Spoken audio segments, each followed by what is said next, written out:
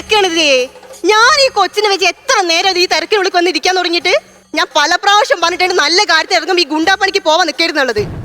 Hello hello, അല്ലെങ്കിൽ അങ്ങനെ തന്നെ എന്ത് പറയുമ്പോ രണ്ടാമത്തെ കട്ട് ചെയ്യും അങ്ങോട്ട്. കൊല്ലത്തിലടിക്കുന്ന ഒരു ഉത്സവം നടക്കുന്നതാ, അതിനാണെങ്കിൽ മനുഷ്യനെ കൂട്ടി വരാന്ന് വെച്ചാൽ നടക്കത്തില്ല.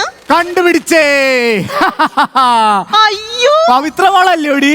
അമ്മാവനോ? എന്തായാലും അമ്മാവാ, എന്നെ ഈ പ്രായത്തിലും കട മനസ്സിലായല്ലോ. അതാണ് അമ്മാവൻ. എടി, അമ്മാവന് ചെറുപ്പത്തിൽ ഒരാളെ കണ്ടാ മതി, പിന്നെ എത്ര വർഷം കഴിഞ്ഞു ആ ആളെ പിന്നീട് കണ്ടു കഴിഞ്ഞാ അമ്മാവൻ അപ്പ തന്നെ കാശ് കടം ചോദിക്കും. അല്ല, കണ്ടാ മനസ്സിലാവൂന്ന് പറയുന്നു. എനിക്കറിയാലോ. പിന്നെ അപ്പച്ചിക്ക് എങ്ങനെ അപ്പച്ചിക്ക് എങ്ങനെ സുഖമായിട്ട് ഇരിക്കണോന്ന്. ഏതോ ഒരുത്തന്റെ കൂടെ ഇറങ്ങിപ്പോയിട്ട് ഇപ്പോഴല്ലേ നീ അപ്പച്ചിയെ കുറിച്ച് തിരക്കുന്നേ? ഒന്ന് വന്ന് കാണാൻ നിനക്ക് സാധിച്ചോ? അവള് പറഞ്ഞു വിട്ടിട്ടാ നീ ഇവിടെ ഉണ്ടാവും, നിന്നെ വിളിച്ചോണ്ട് വരാൻ പറഞ്ഞത്. അതെ, ഉത്സവം കഴിഞ്ഞിട്ട് ഞാൻ ഏട്ടനും കൂടി അപ്പച്ചിയുടെ വീട്ടിലേക്ക് വരാൻ വിചാരിച്ചിരുന്നതാ. ആണോ? ശരിക്കും? എന്നിട്ട് എവിടെ നിന്റെ കേട്ടൻ? അയ്യോ, അങ്ങനെ പറ്റി അറിഞ്ഞൂടല്ലേ? ഈ പ്രദേശത്ത് ഏറ്റവും വലിയ ഗുണ്ടയാ ബ്ലൂഡ് സുര. ബ്ലൂഡ് സുരയോ?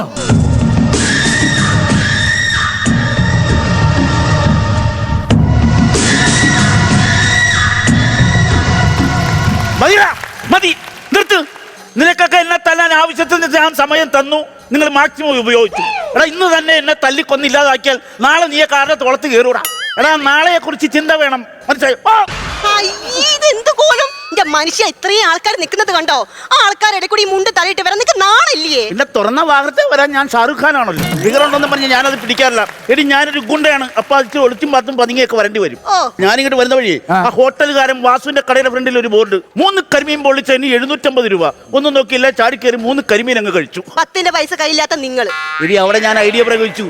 കരിമീൻ കഴിച്ചു കഴിഞ്ഞ് വാസുവിന്റെ കുത്തിരിങ്ങ ചാടി പിടിച്ചിട്ട് ഞാൻ പറഞ്ഞു, കരിമീനാന്നും പറഞ്ഞു സിലോപ്പിയ തന്നെ പറ്റിക്കുമോടാ പട്ടി. അതോടെ അവൻ ഫ്ലാറ്റ്. ഞാനൊരു ഗുണ്ടയല്ലേ.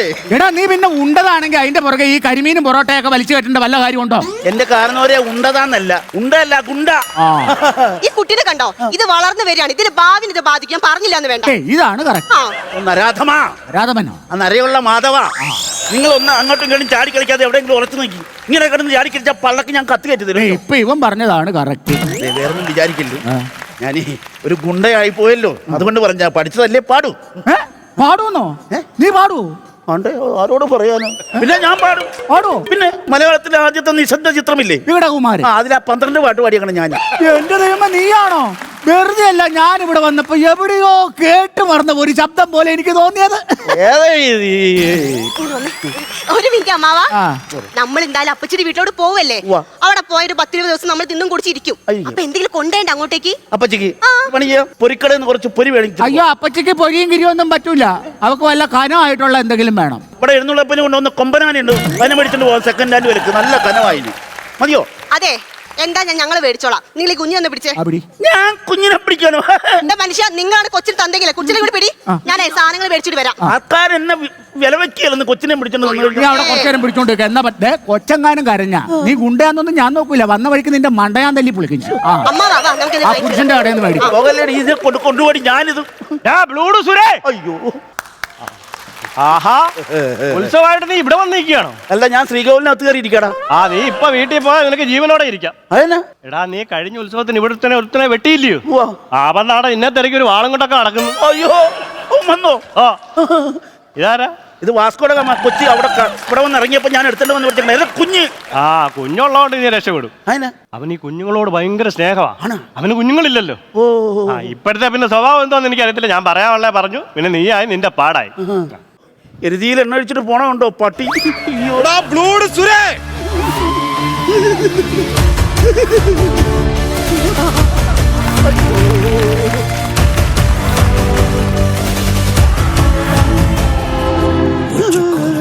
ഒരു ഓട്ടോയിൽ പോണ ഫീലിംഗ് ഉണ്ടല്ലോ, അതെന്നാ?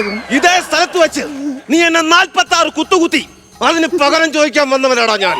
പിന്നെ നാടൻ പാട്ട് കണ്ടിട്ടുണ്ടെങ്കിൽ കുഴിഞ്ഞ കൊള്ളന്റെ കാലക്കറി ചവിട്ടിയാ ഞാൻ കുത്തത്തില്ല. ചട്ടിപ്പരത്ത് പിന്നെ എന്നെ കൊത്താമെന്നാ ഞാൻ എങ്ങോട്ട് ഓടോടാ? എന്തൊക്കെ പറഞ്ഞാലും ശരി എന്നാ, നിന്നെ തീർത്തിട്ടാ ഞാൻ ഇവിടെ നിന്ന് പോകും. എടാ, സേഫ്റ്റി പിന്ന് വെച്ചല്ലേ ഞാനൊരു കുത്തു കുത്തിയത്. എടാ, നീ എന്തായാലും കുത്തിയതാ കുത്തി. നീ എന്തിനാ തുരുമ്പെടുത്ത പിന്നുകൊണ്ട് എന്നെ കുത്തിയത്? തുരുമ്പെടുത്ത പിന്നാണ് പ്രശ്നമെങ്കിൽ എന്നോട് പറഞ്ഞിട്ട് കാര്യമില്ല. ആ രമണിയോട് പറയണം, അവിടെ പിന്നൂരിയാ ഞാൻ കുത്തിയത്. ഏത് രമണി? നീ റൂട്ട് മാപ്പ് നോക്കി പോകാതെ ഇതിന്റെ കാര്യത്തിൽ തീരുമാനം ഉണ്ടാക്കണം. എടാ, നിന്നെ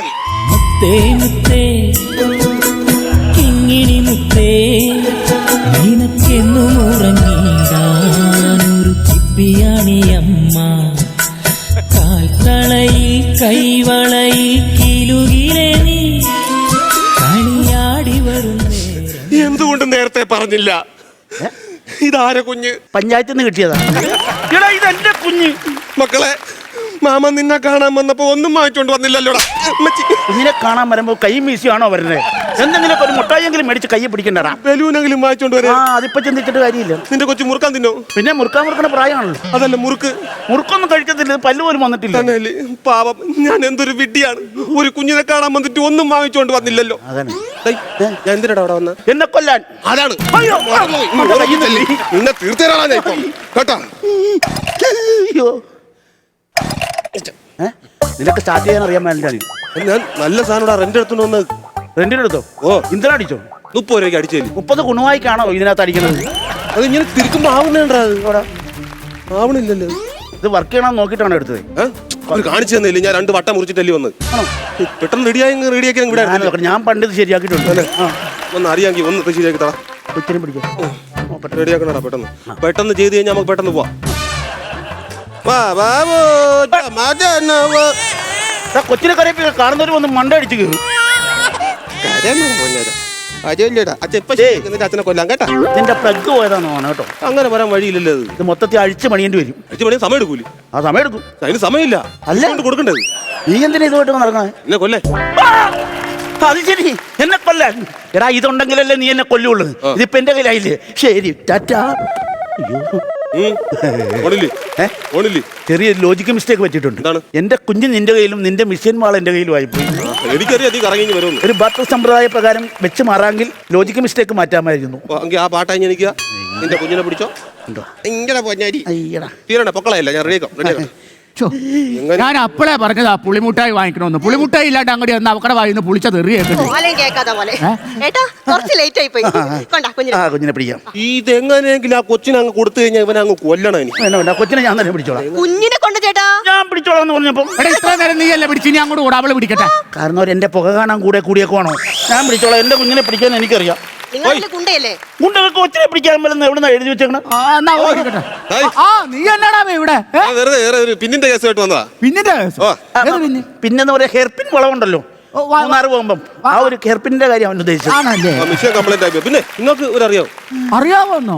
എടാ എന്റെ അനിയത്തിയുടെ മോളാ ഇത്. ഇവളെ കെട്ടിയേക്കണതാ അവൻ. സുരേ എന്ന് പറഞ്ഞാൽ മതി, കൂട്ടി പറഞ്ഞ ആൾക്കാർ തെറ്റിദ്ധരിക്കും. നീ അത് വിടും. അമ്മാവൻ ഇപ്പോൾ അറിയാവോ? പിന്നെ അറിയാമോന്നോ? എടാ എന്റെ വീടിന്റെ തൊട്ട് മുകളിലല്ലേടാ ഇവൻ താമസിക്കുന്നേ. പിന്നെ ചുരുക്കി പറഞ്ഞാൽ ഞങ്ങൾ തമ്മിൽ പറഞ്ഞു വരുമ്പോ മുള്ളിത്തെറിച്ച ബന്ധമൊക്കെ വരും. എന്തുകൊണ്ട്? അപ്പൊ അളിയനായിട്ട് വരും. അളിയാ നമ്മള് ബന്ധുക്കൾ അളിയാ, നമ്മൾ അളിയന്മാരായിട്ട് വരും. പിന്നെ അളിയന്മാരാണ്. ഒരു കാര്യം ചെയ്യും, ഒരു 5000 രൂപ എടുത്തുണ്ടോ? 5000 ആയിക്കോട്ടെ. ഓടിപ്പോട്ടോ. ഒരു 10000 രൂപ അവരെടുത്ത് വെച്ചേക്കുന്നു. എടി അളിയന് കൊടുക്കട്ടെ. അളിയൻ ആദ്യമായിട്ട് വന്ന് ചോദിച്ചിട്ട് കൊടുക്കാതിരിക്കാൻ പറ്റുമോ? നീ 10000 രൂപ. ഏത് അളിയൻ? നിന്റെ ആങ്ങള എന്റെ അളിയനാണോ? ഇനി 10000 രൂപ. അവന്മാർക്കൊക്കെ പൈസ കൊടുക്കാൻ പോവാണോ?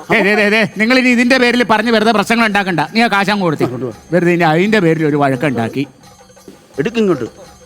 അളിയാ 5000 ചോദിച്ചു. ഞാൻ കയ്യിൽ നിന്നിട്ട് 10000 ഉണ്ട്. നമ്മൾ തമ്മിൽ പ്രശ്നം തീർന്നല്ലോ. എങ്ങനെ തീരും? എന്തായാലും ഈ മിഷൻ കംപ്ലൈന്റ് ആണ്. ഈ പൈസ കൊണ്ടൊരു പുതിയ മിഷനും വാങ്ങിച്ച് നിന്റെ വീട്ടിലോട്ട് ഞാൻ ഒരു വരവ് വരും. കേട്ടടാ അളിയാ. അളിയന്റെ ഫ്ലവേഴ്സ് ഒരുക്കുന്ന കാഴ്ച വസന്തം യൂട്യൂബിൽ പ്രേക്ഷകർക്ക് ലൈവായി കാണാം. ഫ്ലവേഴ്സ് കോമഡിയിൽ ജോയിൻ ചെയ്യൂ, ആസ്വദിക്കൂ.